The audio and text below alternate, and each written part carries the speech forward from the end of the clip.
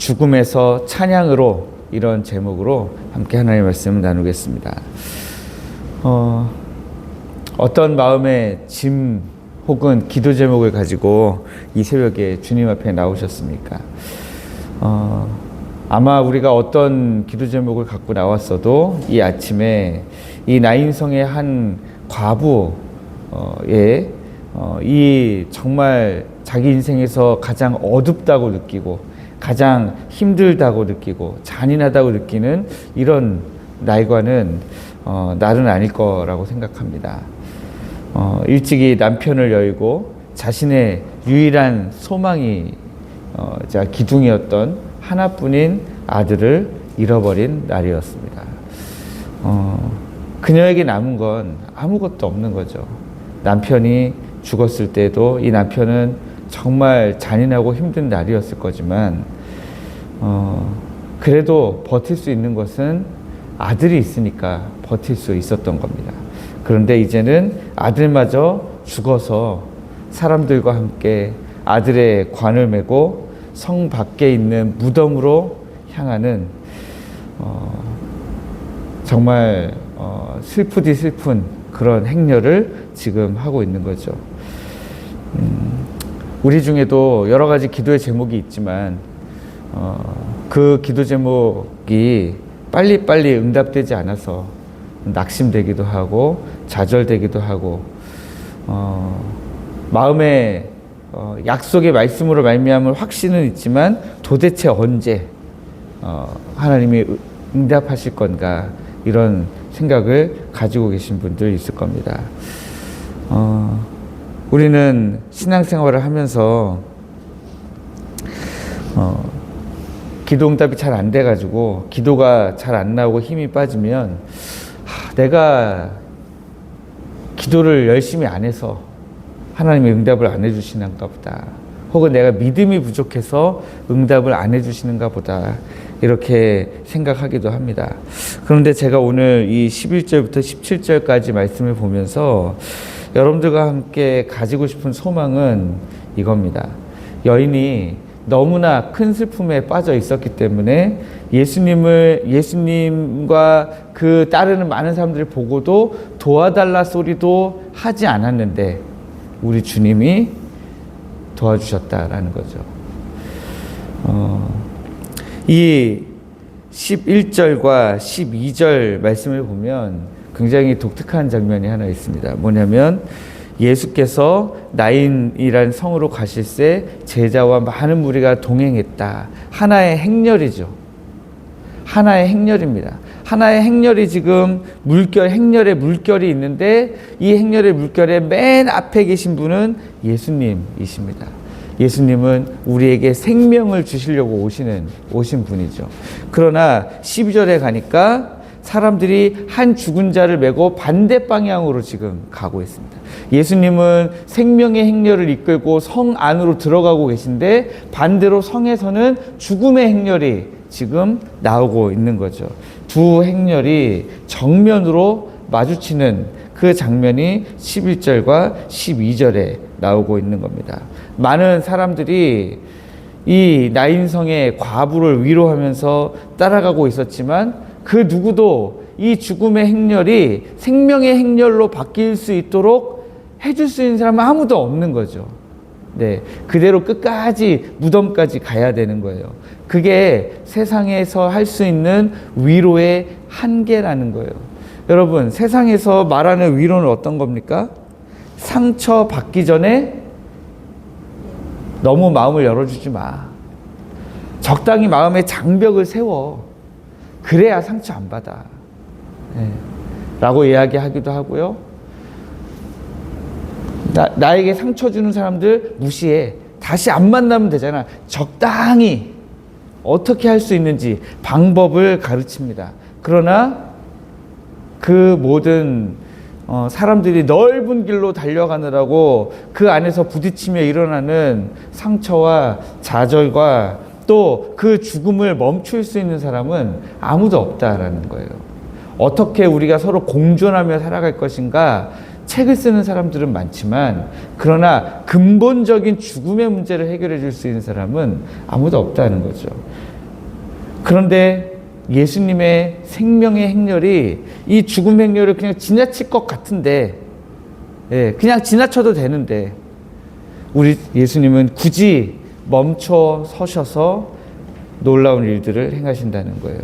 이 절망적인 상황에 있는 여인에게 우리 주님은 어떻게 하셨습니까? 그냥 지나치신 것이 아니라 아주 구체적이고 세밀하게 개입하셨습니다. 제가 보고 싶은 부분이 바로 이 부분이죠. 우리를 향한 주님의 사랑은 어떤가라고 하는 것입니다. 주님은 먼저 과부를 불쌍히 여기셨어요. 근데 여기 불쌍히 여기셨다 하는 이 말로 쓰여져 있는 헬라어의 그 의미를 살펴보면 창자가 끊어지는 듯한 아픔을 내가 느꼈다, 이런 말로 쓰이는 거예요. 우리 주님이 생명의 행렬을 이끌고 걸어가시는데 반대편에서 나오는 죽음의 행렬을 보셨고 그 안에 정말 죽음 가운데 어쩌면 세상에서 이 잔인한 날 나도 죽어버릴까 하고 생각할 수도 있을 한 과부를 보시고 창자가 끊어지는 듯한 아픔을 느끼셨다라고 하는 것입니다. 여러분, 우리 주님이 그 과부를 보면서 느끼셨던 그 불쌍히 여기시는 마음은 오늘 우리에게도 동일합니다. 오늘 우리에게도 동일하게 이런 마음으로 우리를 바라보고 계시다라는 거예요. 그렇기 때문에 우리 주님이 그 창자가 끊어질 듯한 아픔으로 그냥 보고 계시기만 하신 것은 아니라는 거예요. 두 번째 우리 주님이 하신 일은 관에 손을 대셨습니다. 여러분, 유대 율법을 우리가 조금 이런저런 설교를 통해서 아마 들어보셨을 거예요. 시체를 만지면 어떻게 됩니까? 부정해져요. 그런데 우리 주님이 관에 손을 대셨다. 그러면 어떻게 돼야 돼요? 우리 주님도 부정해져야 되죠. 그런데 우리 주님이 부정해지지 않는 이유는 뭡니까? 죽은 자가 다시 살아나면 부정하지 않죠. 우리 주님이 손을 대실 때 그 안에 누워있던, 이미 죽어서 누워있던 그 청년이 일어났단 말이에요. 다시 생명을 얻었단 말이에요. 그러니까 우리 주님은 사실 시체를 만지신 겁니까? 살아있는 자를 만지신 겁니까? 살아있는 자를 만지신 거예요. 그래서 우리 주님은 부정하지 않으신 것입니다. 우리 주님이 이제 말씀하십니다. 사망 권세를 향해 말씀하시는 것과 똑같아요. 청년아, 내가 네게 말하노니 일어나라. 그랬더니 그 청년이 일어나 앉고 말도 했다, 이랬습니다. 오늘 우리 주님이 우리를 얽어매고 우리를 저 지옥길로 끌고 가기 위해서 죄와 사망의 권세가 우리를 끊임없이 괴롭히고 우리를 넘어뜨리려고 합니다. 그런 가운데 우리가 죽어가고 있었는데 우리 주님이 명령하신 거예요. 내가 네게 말하노니 일어나라. 어둠과 사망 가운데서 일어나라 말씀하시는 것입니다. 백부장의 사건이 믿음을 강조했다면 오늘 이 사건은 철저하게 은혜를 강조하고 있습니다.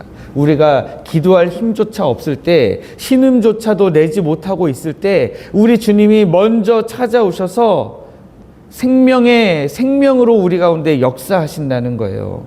일방적으로 살려내 주시는 은혜, 그것이 바로 우리 하나님의 긍휼하심의 은혜다라고 하는 것입니다. 에스겔 골짜기의 마른 뼈들을 우리가 기억하기를 원합니다. 그 뼈들은요, 스스로 살아날 수 있는 힘이 전혀 없었습니다. 그러므로 우리가 오늘 어떻게든 내 힘으로 살아나려고 애쓸 필요 없다는 거예요. 오직 주님 앞에 나가 우리가 이렇게 오늘 기도하면 좋겠습니다. 주여, 나를 불쌍히 여겨 주옵소서. 그러면 우리 주님이 우리를 보시고 우리의 아픈 문제에 손을 대시고 말씀으로 일어나라 하시면 상황이 끝난다는 거예요. 우리가 무엇을 했느냐, 우리에게 어떤 능력이 있느냐, 우리에게 어떤 자격이 있느냐가 아니라 주님의 긍휼하심을 우리가 의지할 때에 그런 놀라운 역사가 일어난다 하는 것입니다. 예수님이 아들을 살려서 어머니에게 다시 도로 주셨을 때에 성문 앞을 가득 메웠던 통곡 소리는 다 사라졌습니다. 그리고 대신에 그 자리에 뭐가 남았습니까? 16절 말씀에 보니까 모든 사람이 두려워하며 하나님께 영광을 돌렸다. 저는 우리 교회에 이런 은혜가 있기를 원합니다.